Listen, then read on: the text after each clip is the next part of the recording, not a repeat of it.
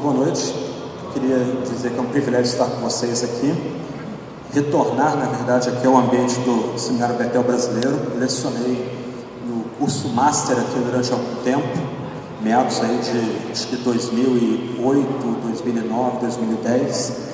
A idade vai chegando e a memória não é mais a mesma, mas foi um privilégio aquele tempo que eu passei aqui, um privilégio reencontrar alguns aqui daquela época também. O Celso pediu para anunciar alguns livros de edições Vida Nova, que tem a ver com a nossa conferência. O primeiro que eu queria destacar é esse livro do Michael Horton. É isso aí, eu fiz certinho. Michael Horton, eu entendo que talvez seja o mais importante teólogo reformado da atualidade, e eu diria que talvez seja a melhor obra, pensando assim, sozinha, né? A melhor obra que nós temos sobre a teologia do Espírito Santo em língua portuguesa. Se você tem um tratado completo sobre o Espírito Santo, e a ligação do Espírito Santo com a vida cristã, com salvação, com a igreja, com a escatologia, eu recomendo essa obra. Não é uma obra para iniciantes, ok? O nível dela é um pouco mais avançado, ela pressupõe um conhecimento teológico no nível talvez de bacharel em teologia, de quem está estudando bacharel em teologia, mas vale muito a pena adquirir a obra e lutar com essa obra. Talvez seja o melhor tratado que nós temos sobre a doutrina do Espírito Santo em língua portuguesa. Então o livro do Michael Horton pode ser adquirido lá atrás. Outra obra muito importante, foi relançada pela Edições Vida Nova com um novo título, é o livro de J. Packer. O título anterior era Na Dinâmica do Espírito, e a Vida Nova relançou agora também para o encontro em março, teve tema aí sobre o Espírito Santo, essa obra com um novo título chamado Caminhando no Poder do Espírito. J. Packer hoje não é tão lido quanto há 20 anos atrás, mas em década de 80 e década de 90 ele era a principal referência em termos de teologia evangélica. Hoje ele é bem idoso, está aposentado, cego, perdeu a visão, mas ele foi colega de Martin Lloyd Jones, e eu diria que junto com Lloyd Jones e John Stott, talvez os 3 escritores mais influentes entre os evangélicos, década de 80, década de 90, até meados dos anos 2000. Então, Caminhando no Poder do Espírito, de J. Packer, excelente leitura. Billy Graham faleceu recentemente, a editora Fiel, inclusive, fez um momento memorial a ele, e a Vida Nova tem essa edição do Poder do Espírito Santo de Billy Graham, talvez o mais importante evangelista do século XX, século XXI, o homem que mais pregou para pessoas em toda a história da igreja.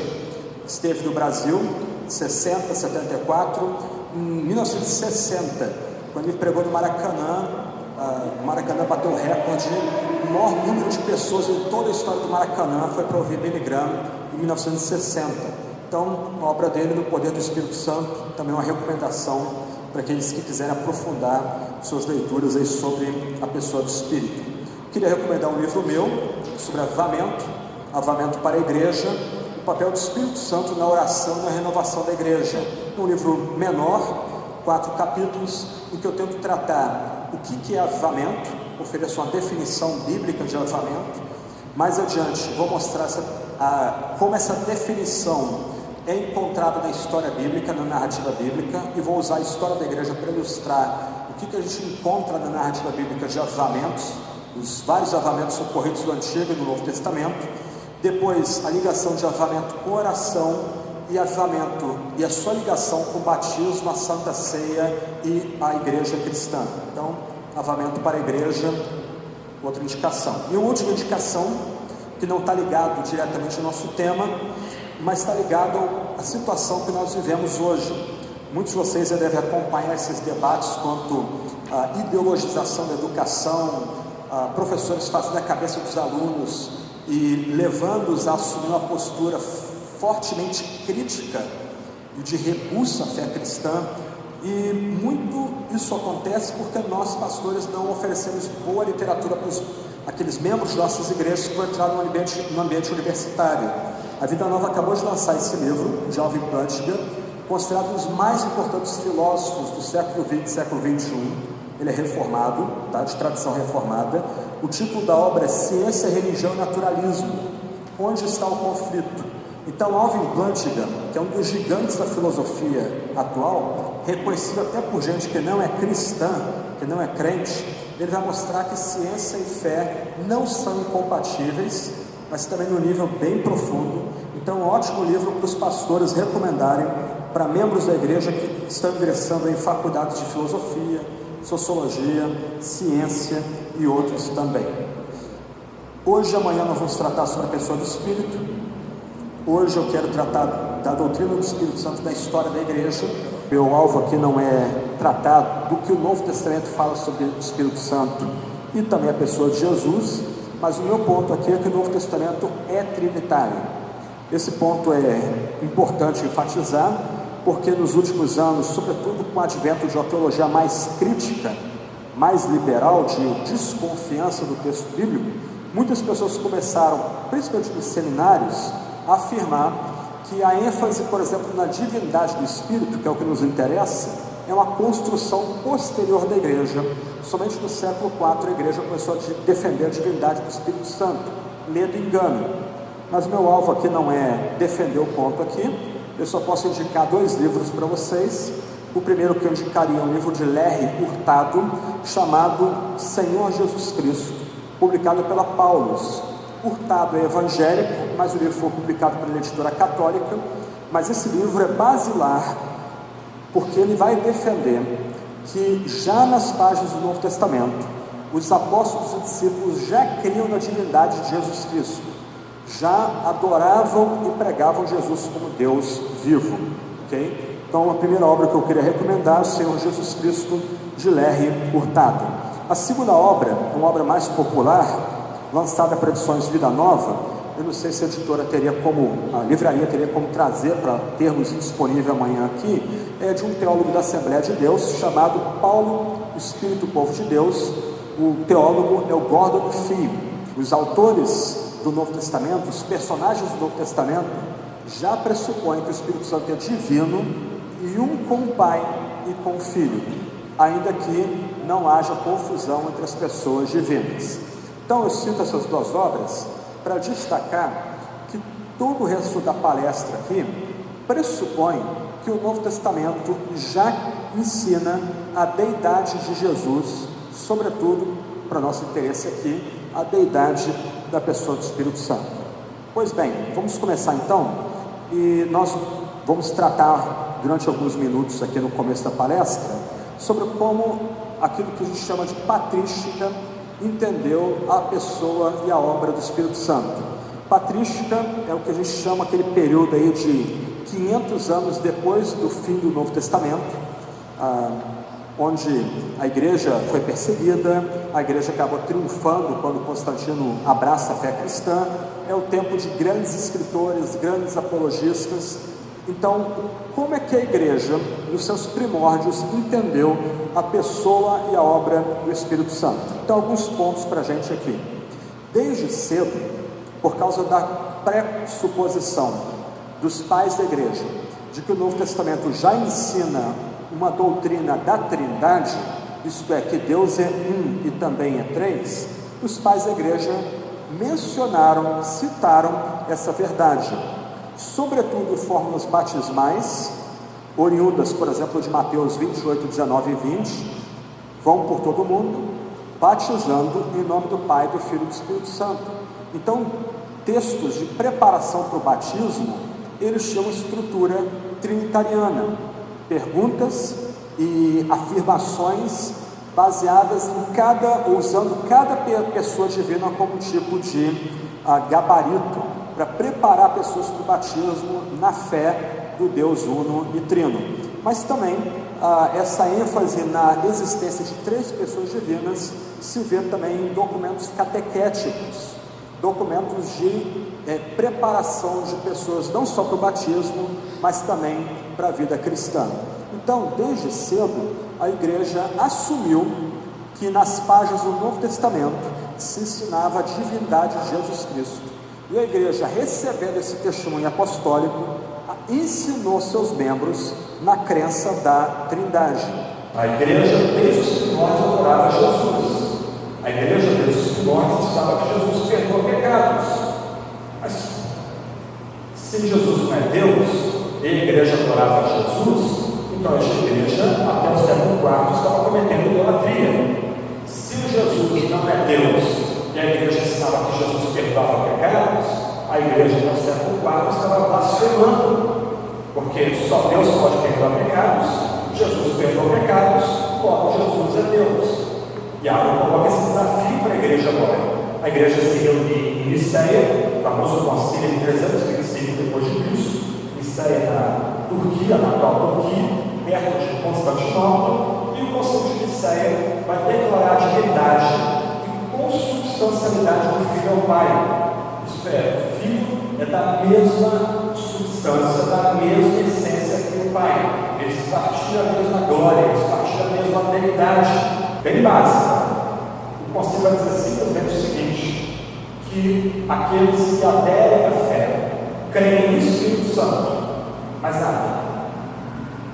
Só isso é mencionado no Conselho de Niceia. Não é tratado da natureza do Espírito Santo, não é tratado a respeito da substância do Espírito Santo, não se fala nada da obra do Espírito Santo. Mas a igreja vai enfrentar problemas. No século IV, no século V, um homem chamado Macedônio, que era arcebispo de Constantinopla, ele começa a dizer que o Espírito Santo é uma energia. Macedônio aceitava que o Filho era Deus, junto com o Pai, mas ele não estava disposto a dar glória ao Espírito Santo como Deus, junto com o Filho e junto com o Pai. O macedonianismo também chamado de pneumatoquianismo, os adversários do Espírito, impõe agora um novo desafio para a igreja, e um outro pai da igreja vai se levantar para refutar a ideia de Macedônia. Esse pai da igreja é Basílio de Cesareia, um dos grandes pais da história da igreja, infelizmente pouco estudado no nosso meio, e ele escreveu um tratado sobre o Espírito Santo que tem língua portuguesa, também publicado pela Paulus. Outra obra importantíssima, como diz o meu amigo Jonas. Ambos são uma única essência, ambos são iguais, ainda que na economia, na obra da Trindade da história, o Pai e o Filho têm funções diferentes, e o Filho, por assim dizer, entrega a sua vontade ao Pai. O Filho busca fazer a vontade do Pai, mas a preocupação dos teólogos e párocos reunidos no Conselho de Toledo foi evitar qualquer noção de hierarquia na Trindade, de subordinação na Trindade. A noção de que o Pai é o cabeça eterno, ele é superior ao Filho na eternidade, o Filho está subordinado ao Pai na eternidade, e assim, logo, o Espírito Santo é subordinado ao Filho e depois o Pai. O Concílio de Toledo identificou que essa era a tentação que a Igreja Ortodoxa grega estava sujeita, e aí no Concílio de Toledo eles tentaram evitar essa tentação, afirmando que o Espírito Santo é enviado para a Igreja pelo Pai e pelo Filho, ou conjuntamente com o Filho. Em linhas gerais, essa é a crença da Igreja dos primeiros 500, 600 anos, só que já nessa época começa a surgir algumas novidades na forma de como é que a igreja recebe o Espírito Santo, como é que nós podemos ter ou receber o Espírito Santo entre nós. E algumas ideias gestadas entre os pais da igreja vão se tornar uma noção comum na Idade Média. A Idade Média vai elaborar essa noção dos meios pelos quais o Espírito Santo vem à igreja, e a partir dos ensinos dos pais da igreja, os escritores medievais começaram a ensinar que o modo de recepção do Espírito vem por meio dos sacramentos, uma operação de confirmação antes que a pessoa entre nos portais da glória. Em outras palavras, elaborando a partir de algumas ideias da patrística, os escritores medievais entenderam que o Espírito Santo, que é Deus, juntamente com o Pai e o Filho, ele é recebido na igreja cristã, no ajuntamento da igreja cristã, por meio desses atos sacramentais. Então a pessoa fiel, o homem e a mulher, para continuamente ter acesso ao Espírito Santo, ele não pode deixar a comunhão, não pode deixar a igreja. Na medida que ele frequenta a igreja, comunga regularmente a igreja, ele está recebendo o Espírito Santo para cada etapa da vida. Um ponto importante aqui e o conceito de justificação, que vai ser um ponto basilar da Idade Média.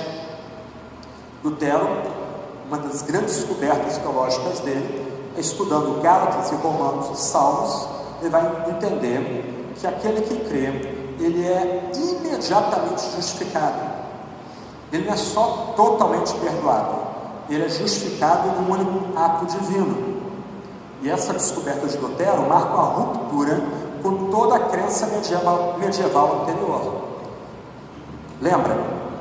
A forma do crente receber o Espírito Santo na Idade Média é frequentando a igreja, é recebendo os sacramentos. Na medida que ele comunga na igreja, ele está recebendo o Espírito Santo. E essa recepção do Espírito Santo vai gradualmente tornando o fiel justo,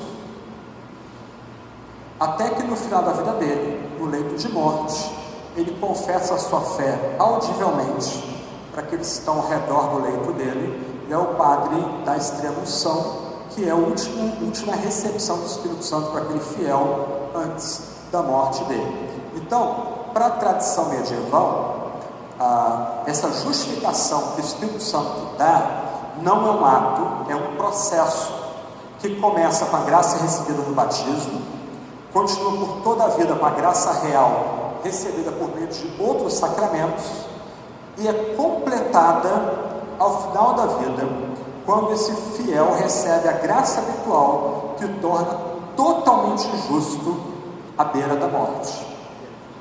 Ponto importante aqui, que tem que ser destacado, que nesse esquema da Idade Média, o fiel nunca tem segurança de que ele está salvo.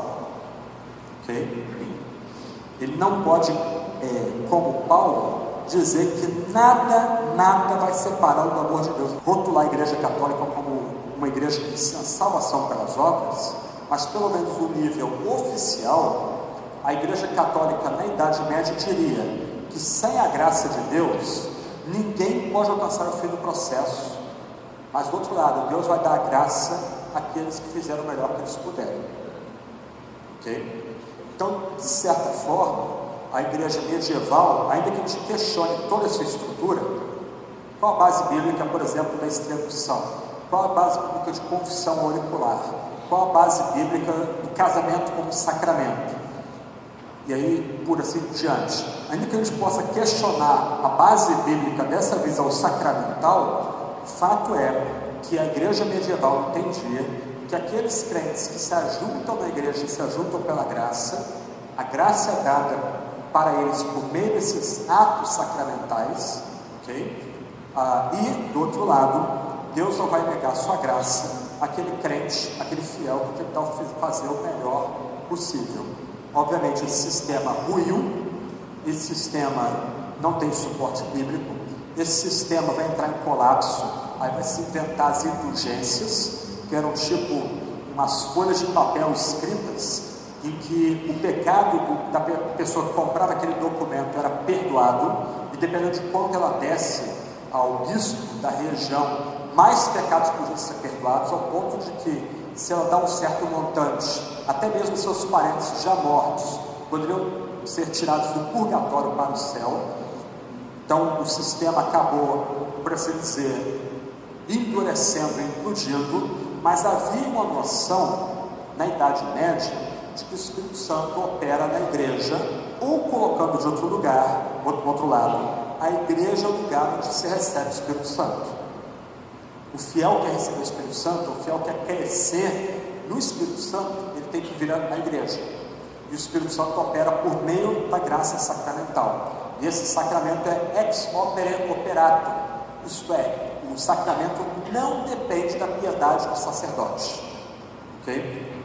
O sacerdote podia estar em pecado grosseiro, mas a obra sacramental do Espírito não dependeria do sacerdote. Lutero vai ficar escandalizado quando, na década de 10 do século XVI, 1510 mais ou menos, ele vai a Roma e ele fica horrorizado com a opulência, a riqueza da igreja romana, e mais chocado ele fica quando ele descobre que os párocos, ao levantar o cálice da ceia e proferir as famosas palavras, isso é vinho, se torna sangue, eles começaram a fazer trocadilhos infames em latim. que os membros da igreja não entendiam, mas eles debochavam do sacramento da ceia. Isso é sangue, isso é vinho, vai virar vinho mesmo, vinho muito ruim. Mas ele entendia latim, ele escutava os párocos debochando do sacramento. Ele lembra de quando ele é ordenado sacerdote, 1507, que quando ele vai ministrar a missa pela primeira vez, a mão dele chega a tremer, e o medo dele é que escorra vinho do cálice e ele profane o sangue do Salvador, na medida que ele crê na transubstanciação. E aí esse tipo de choque que vai colocar Lutero no caminho da reforma também.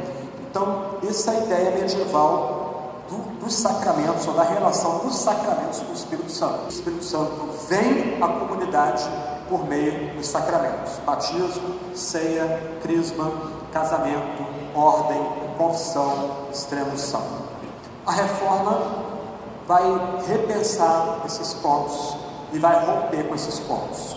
Martim Lutero, famoso reformador, pai da reforma protestante, ele vai romper com a noção sacramental da igreja. Ele vai manter 3 sacramentos: o batismo, a santa ceia e a confissão. Mas, do outro lado, Lutero vai entender que o Espírito Santo opera também nesses sacramentos.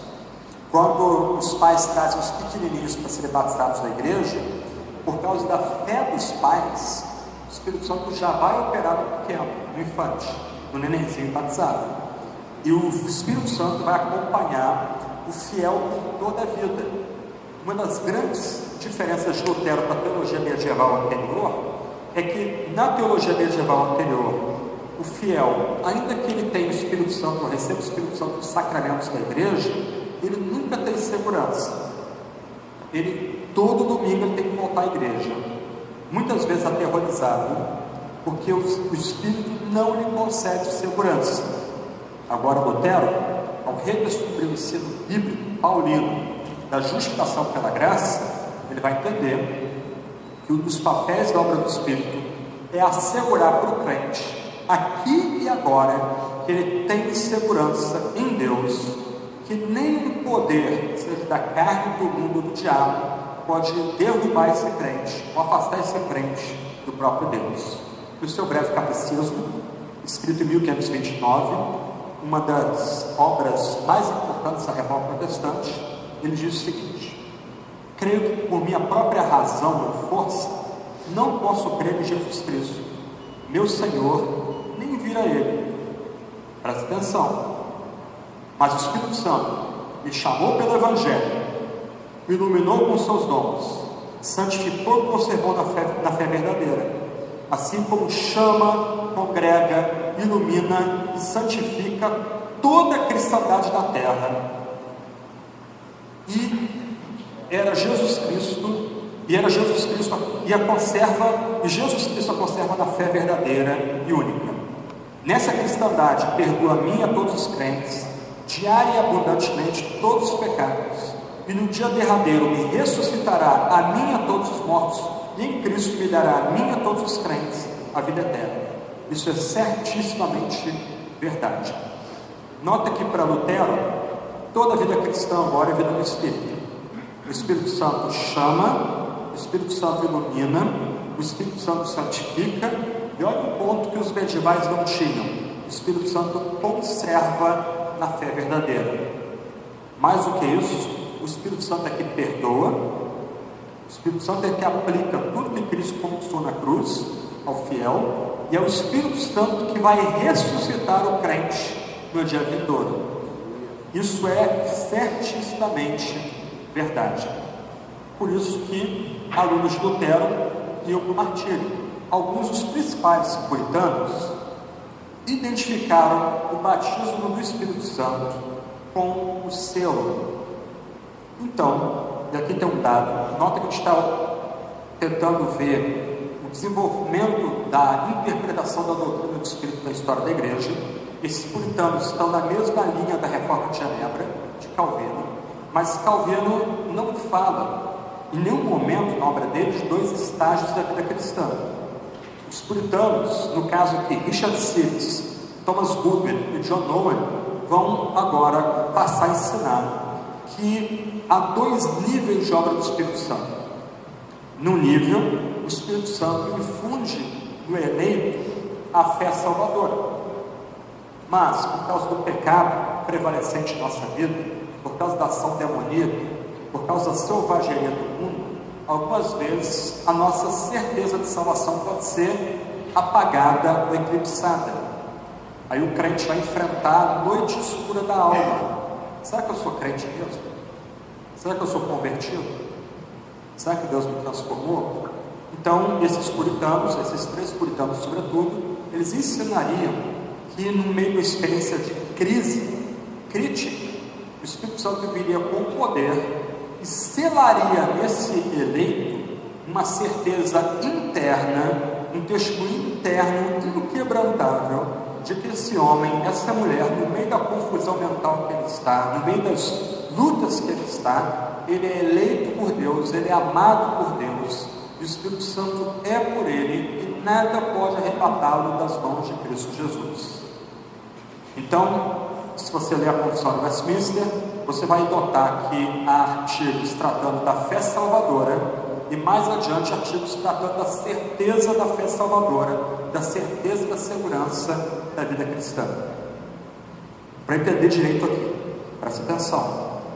Nossa abordagem hoje, quando a gente é perguntado, membro da igreja vem para a gente, do gabinete, no dia a dia, pergunta, olha, ou diz, né? Olha, eu estou em crise, eu não sei se eu sou salvo, estou lutando com isso. Nossa tendência, algumas vezes, é dizer que o cara não tem que pensar nisso. Ah, você aceitou Jesus? Você recebeu Jesus? Então, esse tipo de dúvida é satânica. Ou, do outro lado, nossa tendência é dizer o seguinte: quem você era de se converter? E quem você é agora? Você experimentou a mudança. A pessoa diz, sim, eu experimentei a mudança. Beleza. Só que esse argumento não funciona para quem foi criado e nascido no Evangelho. Por exemplo, eu brinco que eu nunca fui nada, só fui ex-arminiano. Mais nada. Ok, pegaram a piada. Eu nunca fui nada, fui amamentado pelo Evangelho desde cedo. Com 6 meses eu estava dentro da igreja evangélica. E aí? O argumento não funciona. Como é que os puritanos lidariam então com a dúvida? Meu irmão, minha irmã, assim como Isaac lutou com o anjo no vale de Jaboque, você tem que lutar com Deus para que Ele dê um selo do Espírito no seu coração e lhe dê a segurança e certeza de você amado e eleito por Ele.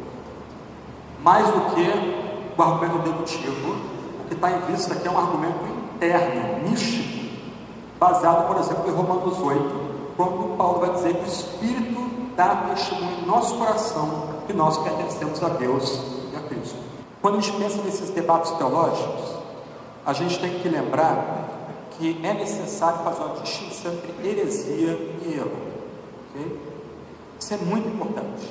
Nós perdemos amizades e perdemos irmãos e irmãs ao não conseguir distinguir o que é heresia e o que é erro. Heresia, em linhas gerais, é todo aquele ensino que compromete uma doutrina absolutamente vital para a salvação. Eu mencionei Ário, e a doutrina dele é replicada pelos testemunhos de Jeová. Por que um crente não tem comunhão com o testemunho de Jeová? Porque nega que Jesus é Deus. Se Jesus não é Deus, toda a nossa esperança de perdão, que nos é dada no Novo Testamento pelo próprio Jesus, é colocada sob um banco de areia. Se Jesus não é Deus, o que nós precisamos no domingo, após domingo, é idolatria.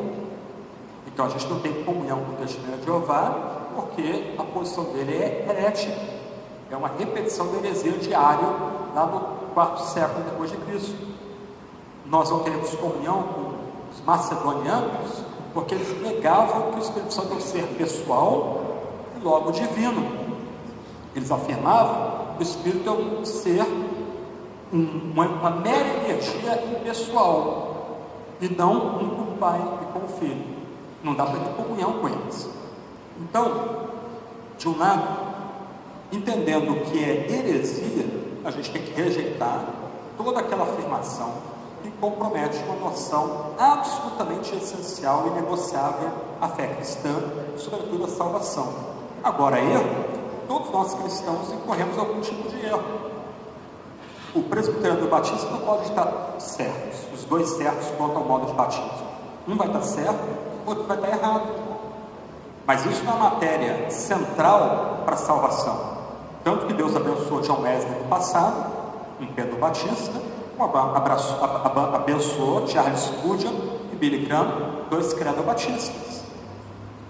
Escatologia, amilenistas, pré-milenistas, dispensacionais, um deles vai estar errado. Ou dois dos três vão estar errados, um vai estar certo. Mas o erro, no que se refere à escatologia, a como se dará o fim, não implica um risco a uma doutrina absolutamente central para a salvação. Então, olhando todos esses debates, um ponto importante aqui é ter firmeza diante de heresias. O cristão, ele vai rejeitar completamente os chamados pneumatômacos.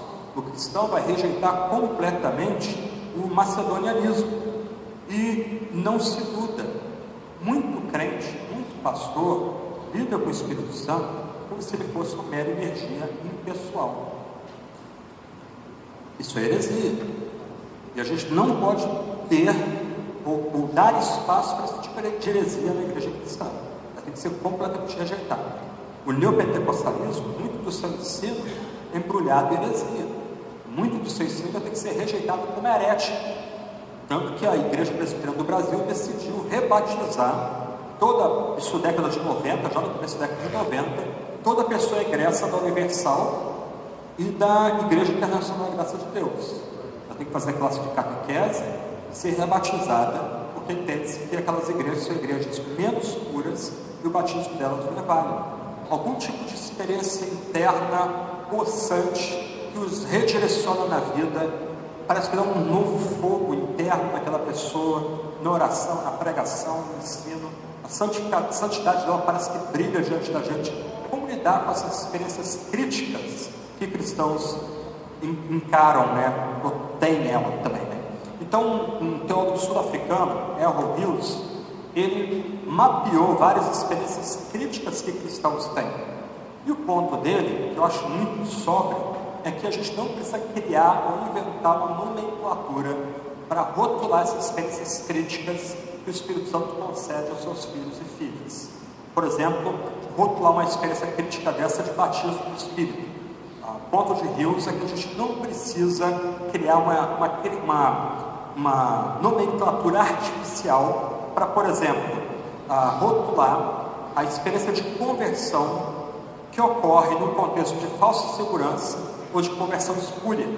A pessoa foi anos membro da igreja, batizada, mas de repente ela prova de fato a conversão genuína. Eu conheci um pastor no mestrado, que ele foi estudar o breve catecismo de Lutero e se converteu. Criado na igreja, separado do sacro ministério, batizado, fez bacharel, mestrado em teologia, se converteu. Já pastor, foi a experiência de John Wesley.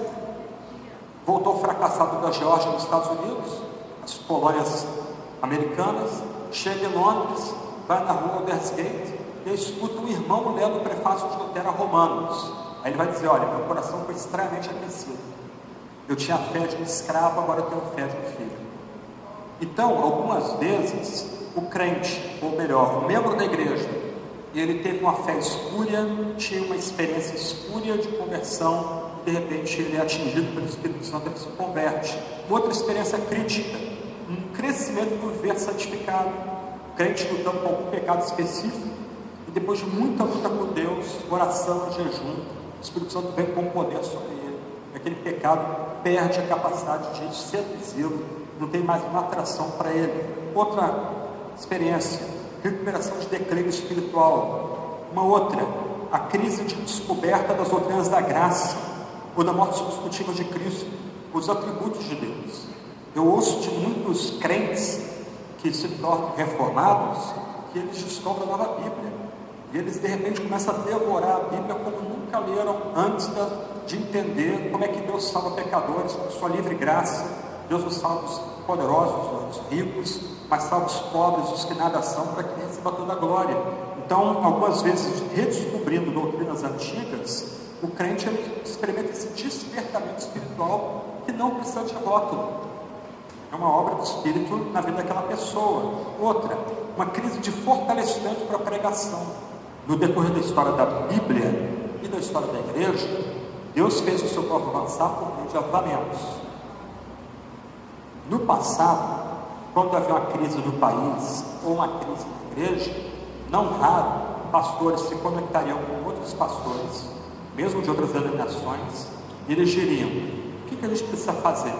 Precisamos tirar um dia de oração e jejum para que Deus reavive sua igreja no nosso país. Nós precisamos de avivamento. Avivamento é nossa necessidade. E aqui eu vou dizer um negócio com muita seriedade. O que houve nessas eleições foi um pequeno milagre. Ok? De uma forma miraculosa, isso não procede do homem. Okay? Eu acompanhei de dentro, nos últimos anos, as últimas manifestações, 2014 para cá, a virada que nós experimentamos no Brasil procede só de Deus e de crentes orando. Aí presta atenção no que eu vou dizer. Com essa eleição agora, Deus nos dá uma segunda oportunidade. Não se iluda. Se a esquerda voltar ao poder, eles voltarão com faca nos dentes contra os cristãos, porque foram os cristãos que tiraram o PT do poder. Ok? Então, Deus nos dá a janela aqui de oportunidade. Nós precisamos invocar o Espírito Santo. Nós precisamos implorar o Espírito Santo que nos vivifique, que nos transforme. Quantos nossos jovens estão perdendo a fé na universidade?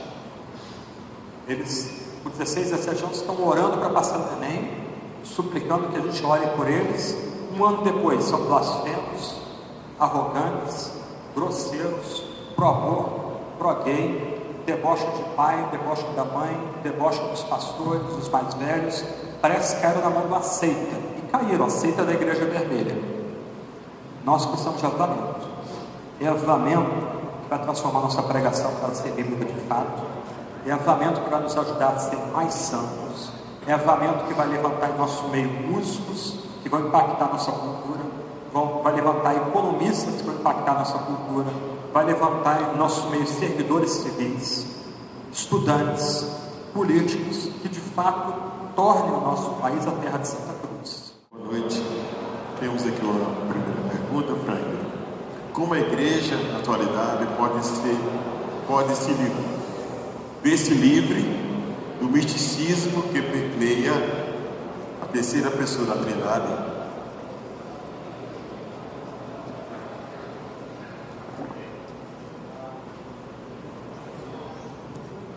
A pergunta que é pertinente: como a igreja, na atualidade, pode se ver livre do misticismo que permeia a terceira pessoa da Trindade?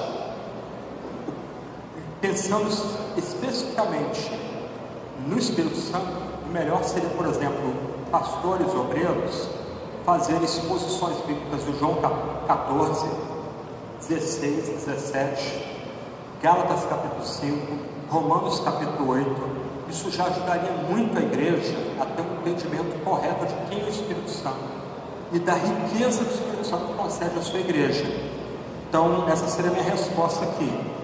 Para pastores e para professores de EBD, o melhor seria trabalhar o texto expositivamente. Em vez de fazer um estudo tópico de quem é o Espírito Santo, abrir a Bíblia, expor a Bíblia para os membros da igreja, João 14, João 16, João 17, Gálatas 5, Romanos 8, expondo às pessoas a que o texto ensina sobre o Espírito, quem é a pessoa do Espírito e quais as bênçãos e dádivas que o Espírito Santo traz para a igreja. A pergunta aqui é complicada porque os puritanos não tinham entendimento, eles tinham outras percepções e outras preocupações sobre o Espírito Santo. O primeiro grupo, até onde eu sei, a falar em línguas estranhas é um grupo de huguenotes, são aqueles reformados franceses do século XVII. Eu não sei se, acho que era La Rochelle, na cidade de La Rochelle. Alguns desses huguenotes experimentaram um dom de línguas ali, mas foi algo localizado e que não se disseminou dentro da tradição reformada. Okay? E quanto a dom de profecia, alguns puritanos, como Alexander Peden, por exemplo, escocês do século XVI para o século XVII, eles experimentaram algum tipo de dom extraordinário, de revelar para a comunidade o que aconteceria com algumas pessoas. O próprio John Knox parece que teve uma experiência assim no fim da vida, mas não era, por exemplo, algo normativo, como costuma acontecer hoje, que pessoas muitas vezes se levantam da comunidade, ou até mesmo o pregador, ele assume a primeira pessoa, fala em primeira pessoa, como se Deus mesmo estivesse falando pela boca dele, como se estivesse transmitindo uma mensagem nova para a igreja. Então, o que acontecia com esses reformados na França e na Escócia foi pontual e não foi algo que foi normativo, se tornou padrão dentro da tradição reformada, presbiteriana ou huguenote também. Boa noite, meus irmãos. Algumas alas da igreja mórmon enfatizam as manifestações espirituais, até mesmo a manifestação de línguas desconhecidas, semelhante às manifestações pentecostais. Como eles entendem o Espírito Santo?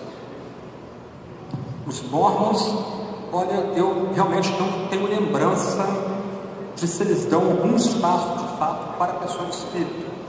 O que você lembra é que o mormonismo pressupõe um tipo de briga cósmica entre Lúcifer e Jesus, e a partir daí vai se desdobrar toda a visão de narrativa de mundo deles. Mas eu teria que pesquisar um pouco mais aí sobre como é que eles lidariam com a pessoa do Espírito Santo hoje, se há algum lugar quanto à ligação do Espírito Santo com o manifestação.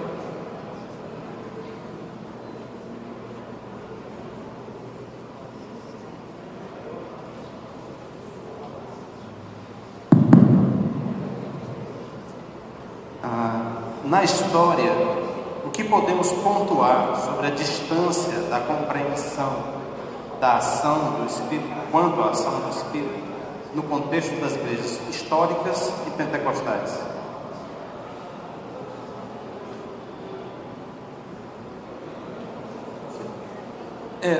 Infelizmente, como muito do ambiente político nosso, igrejas históricas pentecostais se polarizaram. Então, as igrejas históricas, entendendo muitas vezes que dons e carismas estavam circunscritos somente no Novo Testamento, e as igrejas pentecostais dizendo que eles estão experimentando uma atualização do Espírito Santo. Então, me parece que essa distância se dá por causa de uma hipervalorização de certas doutrinas, o acirramento do debate teológico para pontuar as diferenças, Quais são as diferenças dos históricos e pentecostais? Então, o pentecostal vai afirmar alguns pontos para se distinguir do histórico, o histórico vai afirmar outros pontos para se distinguir dos pentecostais. Eu não sei o que o Walter tratou aqui, o bispo Walter Macarister tratou ontem aqui, mas se você ler o livro dele, ele me parece aponta para uma superação do debate entre históricos pentecostais. Então o livro dele aponta aí que há como superar essa tensão, essa polarização entre as duas tradições, tanto histórica como pentecostal. Atos 19, o Espírito Santo é dado após a conversão? Atos 19 tem que ser interpretado no contexto mais amplo. O livro de Atos é um livro paradigmático do Novo Testamento que aponta para o fato de que a missão, a forma da missão mudou. No Antigo Testamento, o povo de Israel era missionário. Você vê isso no Salmo 100, por exemplo, no Salmo 96, os estrangeiros são convidados a vir adorar a Deus em Jerusalém, na Santa Cidade. Então a missão no Antigo Testamento consistia em chamar o goim, o estrangeiro, para vir adorar em Israel, em Jerusalém, no templo, sob a intercessão, a mediação do sacerdote, a cobertura do sacrifício feito no templo. Raabe é um exemplo, Ruth é outro exemplo. Elas são, para assim dizer, salvas na medida que elas vêm para dentro de Israel. No Novo Testamento, e Atos já mostra isso, agora o Espírito Santo não é mais derramado em Jerusalém, mas o Espírito Santo é derramado até os confins da terra. Então, cada uma das ações, os mini-pentecostes ocorridos em Atos, mostram que as barreiras étnicas foram rompidas no livro de Atos. Atos capítulo 2, o Espírito Santo é derramado em Jerusalém, o que já aconteceu no Antigo Testamento, mas agora é derramado sobre os judeus da diáspora que estão ali para a festa de Pentecostes.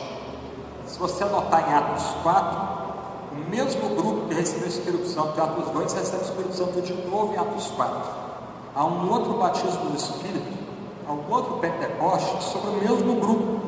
Agora o contexto é mais a proclamação da palavra, aqueles judeus da diáspora que estão em Jerusalém.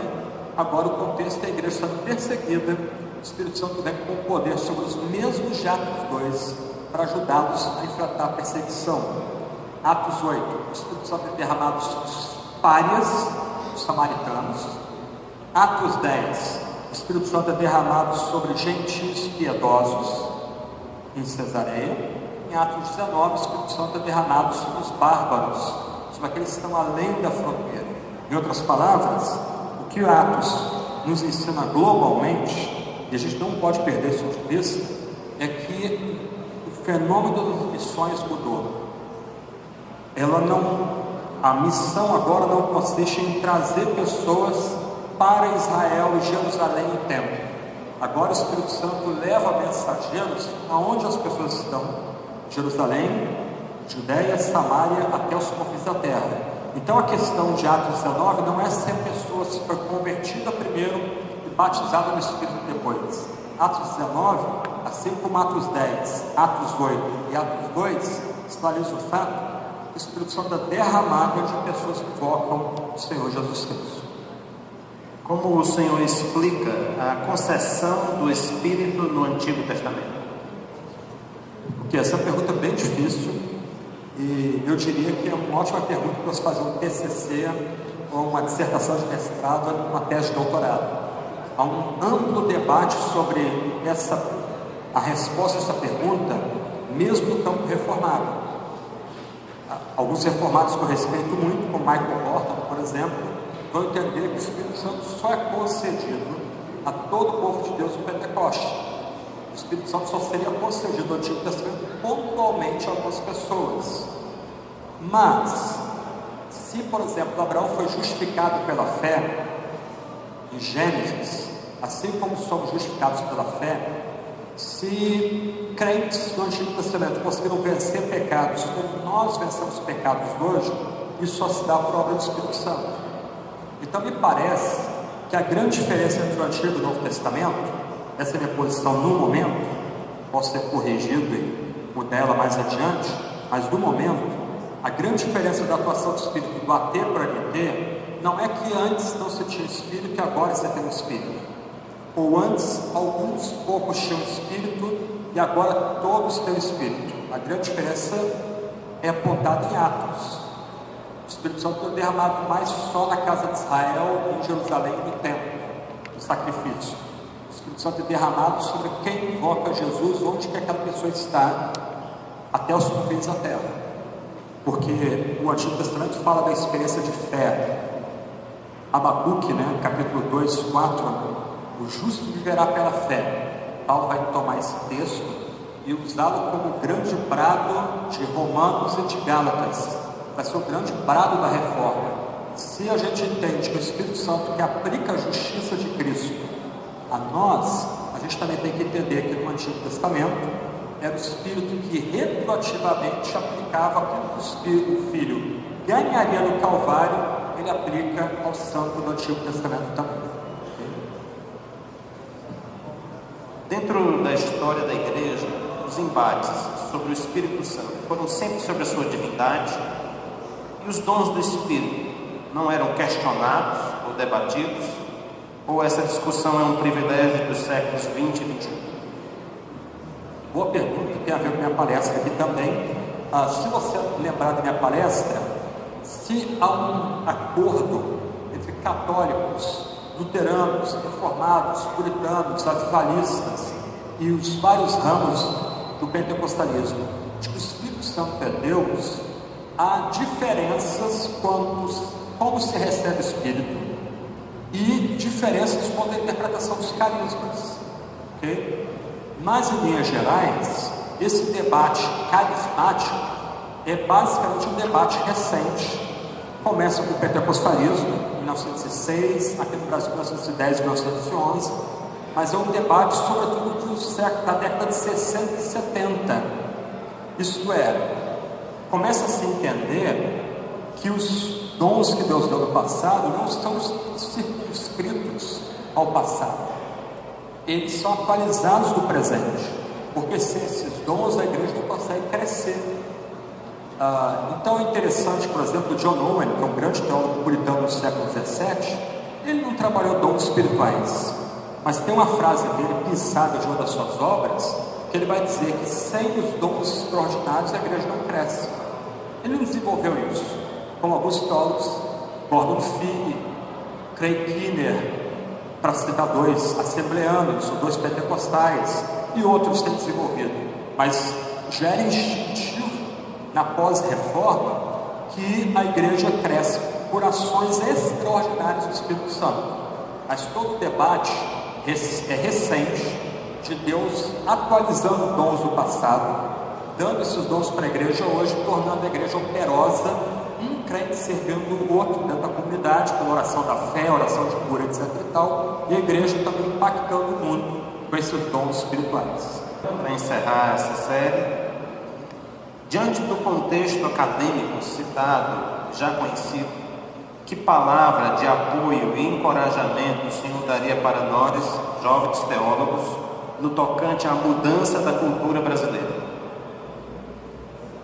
Ótima pergunta também. Eu digo o seguinte: por mais que você estude, por mais que você leia, mantenha fé em Jesus. No ambiente acadêmico, nós vamos ter acesso a obras críticas. O seminário onde eu me formei, que era o seminário principal da minha denominação, nós tivemos professores liberais, Antigo Testamento, filosofia da religião. Eu tive um professor que debochou da obra vicária de Cristo da Cruz diante de nós em sala de aula, entendendo que aquilo ali era a linguagem ultrapassada, uma linguagem que não comunicava mais a homens e mulheres modernos ou contemporâneos o que significa o amor de Deus pela gente. Foi um deboche muito grosseiro, e um colega meu usou a melhor apologética que ele conhecia. Ele levantou de sala de aula, os 30 alunos, e falou assim: você quer quebrar minha fé? Eu vou quebrar a sua cara. E aí 5, 6 alunos tiveram que segurar ele. Ele não conhecia Cornelius Van Til, Francis Schaeffer, Gordon Clark, William Lane Craig, Alvin Plantinga, mas ele se sentiu tão ofendido com o que foi dito em sala de aula que ele partiu para cima do professor. Então, muitas vezes, alunos vão ser seduzidos por esse canto da sereia. Eu vou dizer o seguinte para vocês: quando você abre mão da crença na Bíblia como palavra de Deus, você tem uma escada descendente que você não para mais, sobretudo se for misturado com pecado, adultério, etc. Fim vai ser agnosticismo, ateísmo. Então, mesmo com a bagunça de vozes que algumas vezes é o seminário teológico, persevere, mantenha-se firme na fé, leia boa literatura para equilibrar aquilo que você está lendo. Eu lembro que no 3º ano, já sendo bombardeado por essas visões críticas, né? Método histórico crítico, crítica de forma, crítica de redação, etc. e tal, muito tenso o ambiente de seminário, né? Alguns professores sendo debochados também com a gente em sala de aula, porque alguns não conseguiam captar a sutileza de um debate basicamente europeu, basicamente alemão. Alguém me recomendou para mim um livro da Vida Nova, que está esgotado, chamado A Autoridade da Bíblia, organizado por James Boyce. Eu li aquele livro, devorei aquele livro, e se eu já cria na inerrância bíblica, aquele livro me deu argumentos para poder debater de igual para igual com professores, e virar na sala de aula muito respeitosamente e dizer: professor, como é que o senhor pode crer em Jesus se você não crê que a Bíblia é a palavra de Deus infalível e inerrante? Se a Bíblia não é digna desse nível de confiança, então você também não pode dizer com confiança que você está salvo porque você crê em Jesus Cristo, quando o que Cristo fez no Calvário. Todas as informações que você coloca para a gente em sala de aula, esse professor era tentando ser um bartiano ali, né? Todas as informações que você coloca para a gente em fé em Jesus são baseadas no texto bíblico. Se o texto bíblico não é confiável, como é que eu posso confiar no que você está apresentando para a gente aqui? Eu tentava fazer isso respeitosamente, não no ambiente de briga e debate ao professor. Parava, tinha que parar. Então, faça boas leituras, persevere, ore, mantenha-se ligado à igreja, nunca se separe da igreja. Então, uma vantagem que eu tive é que eu tinha que fazer enterro no terceiro ano do seminário, eu tinha que consolar gente aflita, eu tinha que ir para o hospital, eu tinha que visitar uma média de 12 famílias por semana na igreja e preparar sermão. Então, isso ajudava muito, ao mesmo tempo que eu estava ali no meio do debate, Rudolf Bultmann, existencialismo, fenomenologia, teologia da libertação, Leonardo Boff, Frei Beto, etc. Essas múmias existiam naquela época também. Então, ao mesmo tempo que eu estava ouvindo aqueles debates, entranhado naqueles debates, eu estava ligado à igreja local.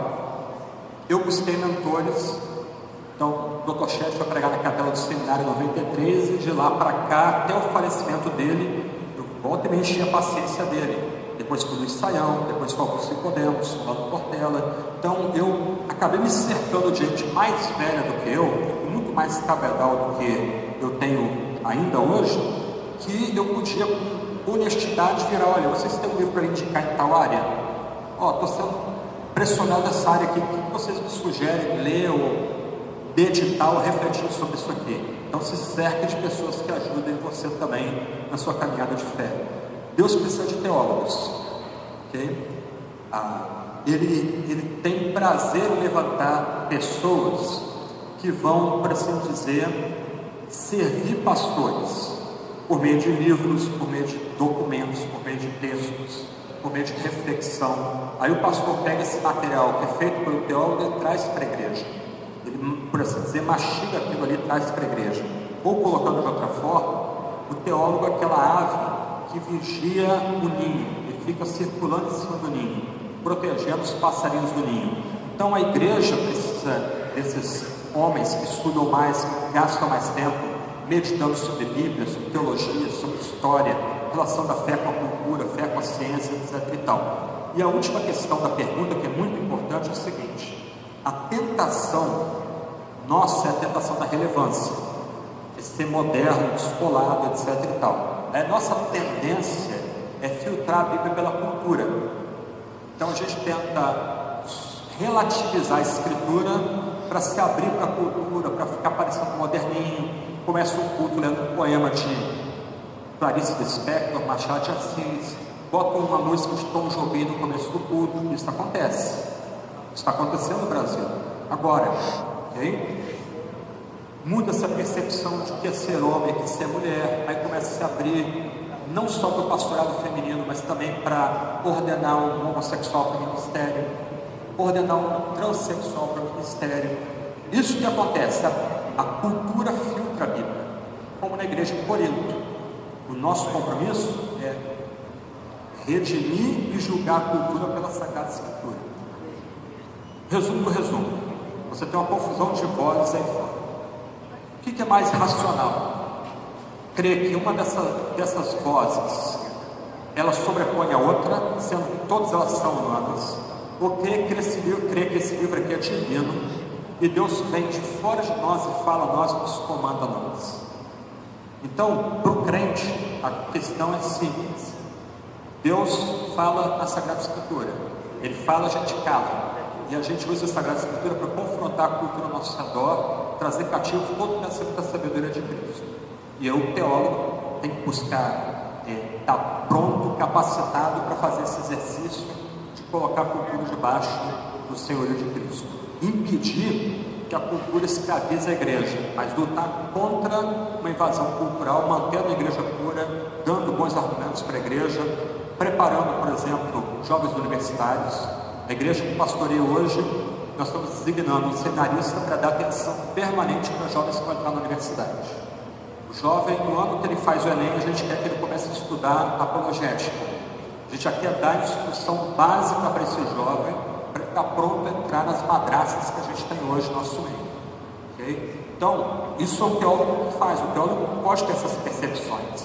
Então, se Deus chamou você para estudar teologia, homem ou mulher, ore, mantenha-se ligado à igreja, busque outros amigos, esmere-se no estudo da teologia, Escolha bons autores e caminhe com esses bons autores. Sirva a igreja os talentos que Deus deu para você.